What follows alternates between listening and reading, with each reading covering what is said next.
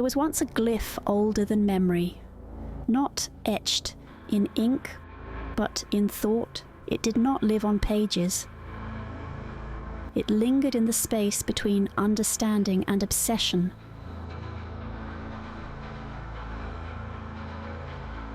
Those who sought it found nothing.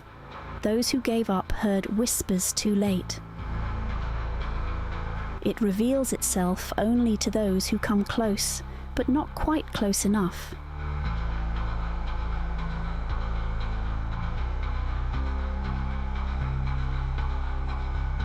And Aurelian, the precise, was almost ready.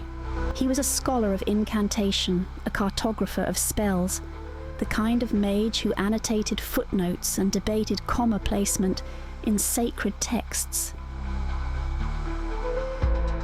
For 10 years, he sought the glyph. He mapped dead languages in concentric rings.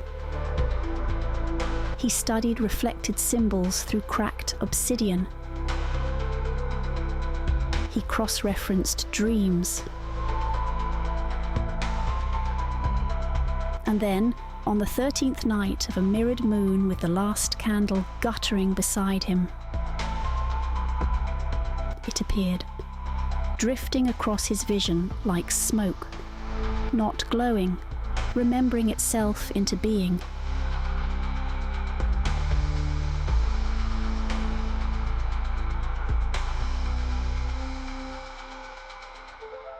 He should have paused, should have rotated the scroll, should have checked for mirrored lettering. Because the glyph, when spoken true, is said to open the mind vault, a celestial archive of infinite knowledge, the soul of the first language, a direct communion with the source of all spells. It was the key to understanding the will of magic itself. And so he spoke, reaching for the eternal. And what should have appeared was a vision of the mind vault itself, a torrent of forgotten knowledge, echoes of the first language, a communion with the origin of magic. But instead, he read it, almost correctly, not a catastrophe, not a rift in the world, just a sock puppet. It blinked. It should not have blinked.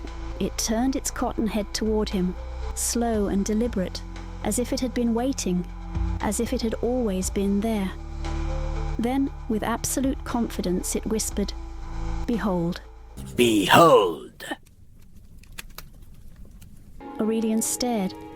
At first he thought it was mocking him, but the longer he looked, the more he started to wonder if maybe it wasn't.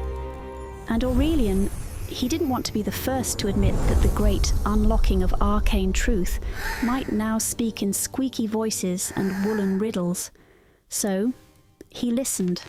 He took notes. He nodded slowly when it spoke of the coming of the great laundry, just in case it was all a metaphor. He refused to admit error, claimed the glyph was misinterpreted for centuries, and that the oracle of threads was foretold. Your skepticism blinds you. The proof is right here, if you would only choose to see it. He was too proud to admit he had simply read the glyph upside down. But the puppet began to predict things. Rain during a drought, the fall of a minor noble, the exact moment a pigeon would interrupt a royal proposal. Coincidence? Perhaps. But it wore a crown by the following week. A temple was built. Socks were required for entry. And in the deepest vault of the forgotten library, where the glyph still slumbers, a new warning has been carved. Speak with care, or be advised by cotton.